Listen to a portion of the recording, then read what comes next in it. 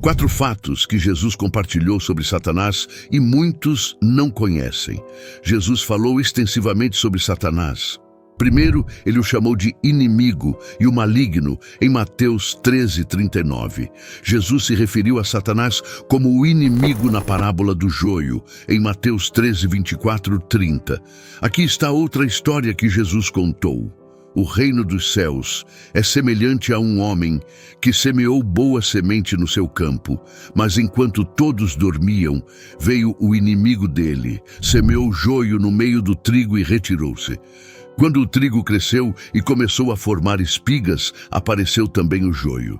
Os servos do dono da casa foram até ele e disseram: Senhor, não semeaste boa semente no teu campo? Donde, pois, veio o joio? Ele respondeu: Um inimigo fez isso, exclamou o fazendeiro. Queres que vamos arrancá-lo? Perguntaram os servos. Não, respondeu ele, porque ao arrancar o joio, poderíeis arrancar junto com ele o trigo. Deixai-os crescer juntos até a colheita, e no momento da colheita direi aos ceifeiros: ajuntai primeiro o joio, atai-o em feixes e queimai-o. Depois colhei o trigo e guardai-o no meu celeiro. Mateus 13:36-39. Depois de deixar as multidões do lado de fora, Jesus entrou na casa e seus discípulos pediram: por favor, explique-nos a história do joio no campo. Antes de continuarmos, gostaria de perguntar a você: você é trigo ou você joio? Deixe aí nossos comentários. Jesus respondeu: o Filho do Homem é o fazendeiro que planta a boa semente. O campo é o mundo, e a boa semente representa as pessoas do reino. O joio são as pessoas que pertencem ao maligno. O inimigo que plantou o joio entre o trigo é o diabo. A colheita é o fim do mundo, e os ceifeiros são os anjos. O inimigo não gosta ou despreza outra pessoa e busca prejudicar, contradizer ou lutar contra a pessoa que ele se opõe. Assim, um inimigo de Deus se opõe à presença e aos propósitos de Deus neste mundo. A Bíblia nomeia Satanás, o diabo, como o adversário específico de Deus. Ao longo da história, Satanás procurou frustrar o plano de Deus, prejudicar os humanos e afastá-los de Deus. A Escritura nomeia muitos outros inimigos de Deus e de seu povo, além de Satanás. Na Bíblia, um inimigo de Deus também é chamado de adversário ou inimigo. Qualquer pessoa que desobedeça aos mandamentos do Senhor é designada como inimiga de Deus. Ao longo da Bíblia, o diabo é chamado de o maligno.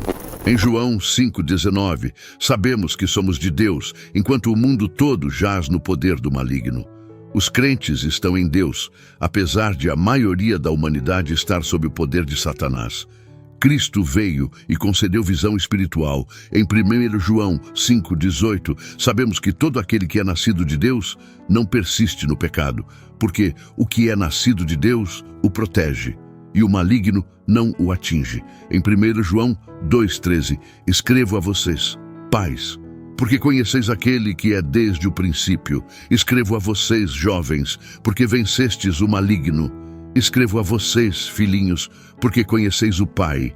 Em segundo lugar, o príncipe deste mundo. Quando Jesus estava prevendo sua morte, ele fez a declaração: chegou a hora de ser julgado este mundo, agora será expulso o príncipe deste mundo. João 12:31. Ele disse que o mundo estava prestes a crucificar o Senhor da vida e da glória, e ao fazê-lo se condenaria. E o castigo seria passado para ele por sua terrível renúncia a Cristo. A condenação estava prestes a ser passada para a humanidade culpada. O governante deste mundo é Satanás, num sentido genuíno. Satanás foi completamente conquistado no Calvário. Ele acreditava ter conseguido eliminar o Senhor Jesus de uma vez por todas.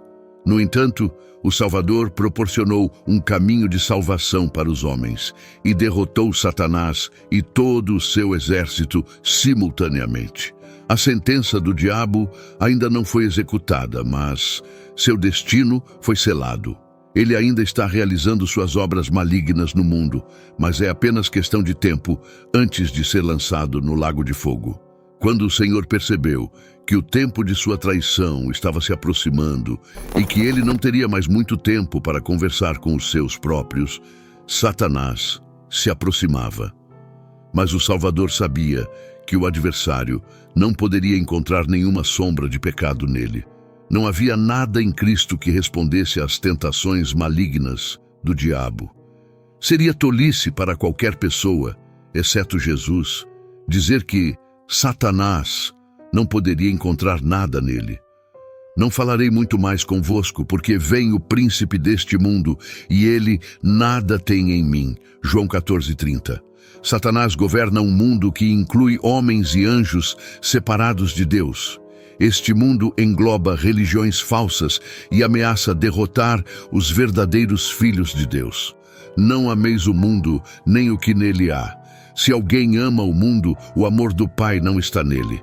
Porque tudo o que há no mundo, a concupiscência da carne, a concupiscência dos olhos e a soberba da vida, não procede do Pai, mas procede do mundo. E o mundo passa, e a sua concupiscência, mas aquele que faz a vontade de Deus permanece para sempre. 1 João 2:15-17. Seu impacto se estende às ideologias mundiais, à educação e ao comércio. Ele controla pensamentos, ideias, especulações e falsas religiões do mundo, que surgiram de suas mentiras e enganos.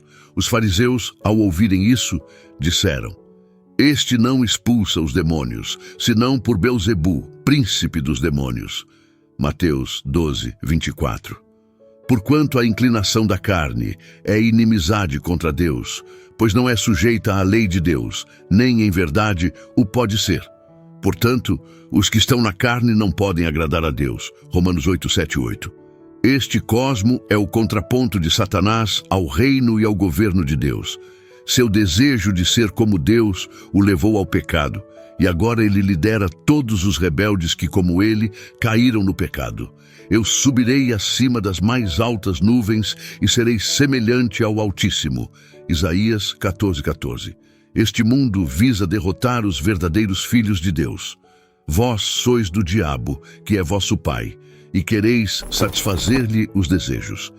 Ele foi homicida desde o princípio e jamais se firmou na verdade, porque nele não há verdade. Quando ele profere mentira, fala do que lhe é próprio, porque é mentiroso e pai da mentira. João 8:44. Ele deseja ter a vida de Pedro. A vida de Pedro é talvez o maior história de redenção já escrita. Ele era pescador e pescadores eram tipicamente homens de ação, muito físicos e destemidos, o que Pedro demonstra na Bíblia. No entanto, Pedro enfrentou um desafio significativo, pois o diabo o marcou.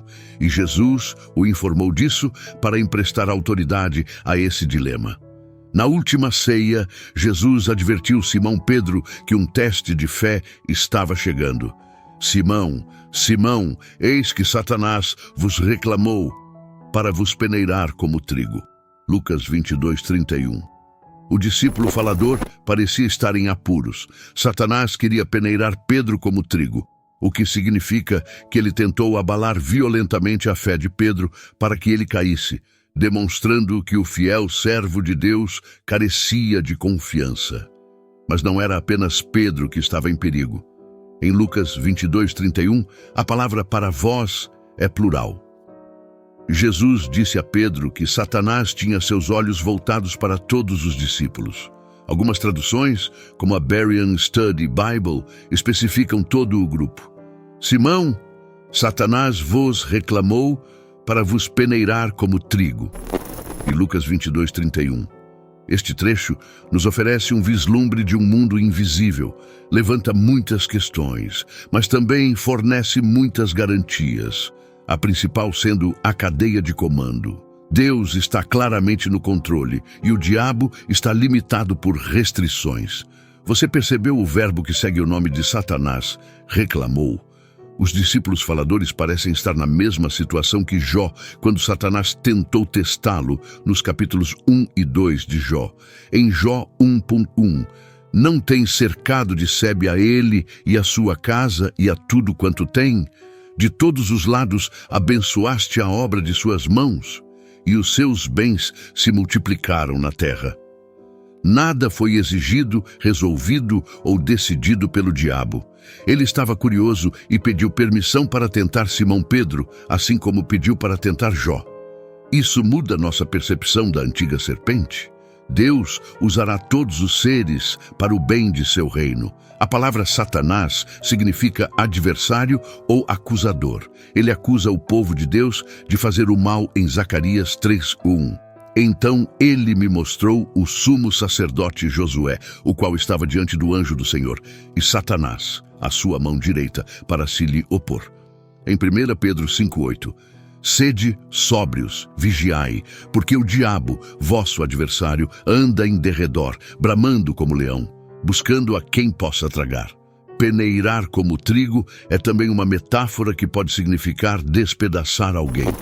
Nos tempos bíblicos, o trigo ou grão era peneirado através de uma peneira grande. Enquanto o grão era violentamente sacudido, a sujeira e outras impurezas que se acumulavam durante o processo de trilhar separavam-se do bom grão utilizável. O objetivo de Satanás, ao peneirar Pedro e os outros discípulos como trigo, era esmagá-los e destruir sua fé. Na realidade, o adversário busca destruir a fé de todo crente. Em João 10:10, o ladrão não vem senão a roubar, a matar e a destruir. Eu vim para que tenham vida e a tenham com abundância. Jesus assegurou a Pedro: eu, porém, roguei por ti para que a tua fé não desfaleça. E tu, quando te converteres, confirma teus irmãos. Lucas 22:32. A liderança da igreja primitiva mostrou que a oração do Senhor por Pedro foi respondida. Jesus não prometeu remover o teste iminente de Pedro, mas orou para que sua fé não fosse abalada. Na vida cristã, os testes são esperados.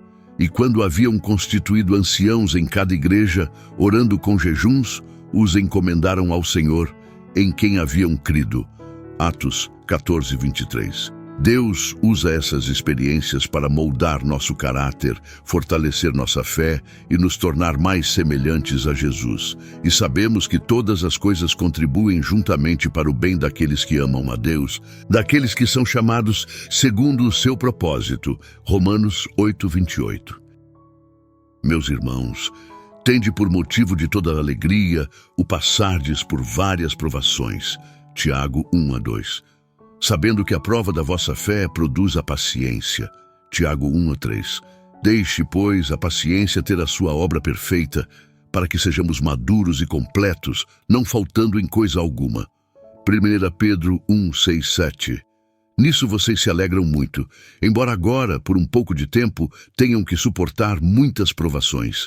Essas provações tem a finalidade de provar a genuinidade da sua fé, muito mais valiosa do que o ouro que se corrompe, mesmo que este seja refinado pelo fogo, para que a fé de vocês, ao ser comprovada genuína, resulte em louvor, glória e honra, quando Jesus Cristo for revelado. Jesus está lá para nos fortalecer e interceder em nosso favor, sempre que enfrentamos um teste. Tudo posso naquele que me fortalece. Filipenses 4:13, Nova Versão Internacional. É reconfortante saber que a intercessão de Cristo limitou a capacidade de Satanás de peneirar Pedro como trigo. Quando Satanás nos persegue, devemos lembrar que Jesus Cristo está sempre presente para interceder em nosso favor. Portanto, ele é capaz de salvar definitivamente aqueles que por meio dele se aproximam de Deus, pois vive sempre para interceder por eles. Hebreus 7:25, Nova Versão Internacional. Jesus tinha fé de que Pedro se recuperaria e ajudaria os outros discípulos. Outro motivo pelo qual o Senhor nos permite passar por provações é nos ensinar a ajudar outros a crescerem na fé. Se, porém, somos atribulados, é para o vosso conforto e salvação. Se somos confortados, é para o vosso conforto, o qual se firma na paciência em suportar as mesmas aflições que nós também sofremos. 2 Coríntios 1:6, Nova Versão Internacional. Antes da tripla negação, Pedro estava excessivamente confiante. confiando em sua própria força. No entanto, depois de ser peneirado como trigo, Pedro descobriu que o fracasso é possível devido à fraqueza da carne. Vigiai e orai para que não entreis em tentação. Na verdade, o espírito está pronto, mas a carne é fraca. Marcos 14:38, Nova Versão Internacional. Pedro teria compaixão e misericórdia pelos outros agora que entendia quão fácil é cair, ajudando-os também a evitar o mesmo erro. A verdadeira fé e perseverança são reveladas através do arrependimento e restauração, em vez de uma perfeição sem pecado. Nós nos levantamos e continuamos depois de cair, assim como Pedro. Quando Satanás vem para nos peneirar como trigo, temos um advogado em Jesus Cristo que intercede em nosso favor. Eu oro por eles. Não estou orando pelo mundo, mas por aqueles que me deste, pois são teus. Tudo o que tenho é teu, e tudo o que tens é meu. E eu tenho sido glorificado através deles. João 17:9-10, Nova Versão Internacional. Não estou pedindo que os tires do mundo, mas que os protejas do maligno. João 17:15, Nova Versão Internacional. Ele nos protegerá para que o diabo não possa destruir nossa fé e esperança. As minhas ovelhas ouvem a minha voz. Eu as conheço e elas me seguem. Eu lhes dou a vida eterna e jamais perecerão. Ninguém as poderá arrancar da minha mão. João 10:27-28, Nova Versão Internacional. Portanto, ele é capaz de salvar definitivamente aqueles que por meio dele se aproximam de Deus, pois vive sempre para interceder por eles. Hebreus 7:25, Nova Versão Internacional. Jesus Cristo começou uma boa obra em nós e a completará até o fim, como declarado em Filipenses 1:6. Estou convencido de que aquele que começou boa obra em vocês vai completá-la até o dia de Cristo Jesus. Todos nós atravessamos o vale do fracasso. A questão é como você irá responder. Muitos desistem e trocam uma vida vibrante servindo ao reino por uma existência derrotada. No entanto, o fracasso não precisa ser o fim. É uma oportunidade para um novo começo na força de Cristo. O inimigo esperava abalar a fé de Pedro tão fortemente que ele se afastasse de Jesus como a palha. Pedro estava determinado a manter sua promessa a Jesus, mesmo que todos caíssem. Ele não o faria, como declarado em Marcos 14:29. Mas Satanás entende o poder do medo. Seu objetivo ao peneirar os fiéis é enfraquecer nossa fé ao ponto de não sermos mais úteis a Deus. Ele quer nos afastar das atividades do reino do Senhor. Como resultado, ele se concentra em nossas vulnerabilidades, nas áreas onde acreditamos ser invencíveis ou, pelo menos, bem protegidos. Quando o diabo tem sucesso, nos desanimamos e nos desmoralizamos. No entanto, isso não precisa ser o caso. Se estivermos dispostos, Deus pode usar o fracasso para uma limpeza espiritual. Pedro deixou de lado seu orgulho e vestiu a coragem do Espírito Santo. Ele arriscou a humilhação pública, a perseguição e a morte para espalhar o Evangelho. O fracasso foi um catalisador para uma fé aumentada e verdadeira servidão.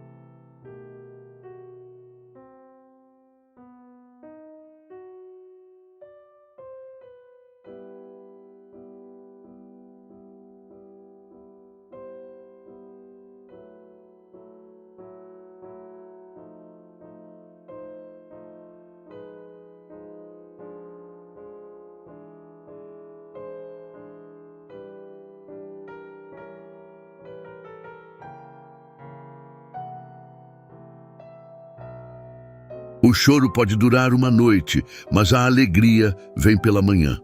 Salmo 35. Se este conteúdo foi valioso para você, peço que me apoie com sua inscrição para que você não perca nenhum de nossos próximos vídeos. Juntos, podemos iluminar mais mentes e expandir nosso entendimento. Obrigado por estar aqui e que Deus o abençoe.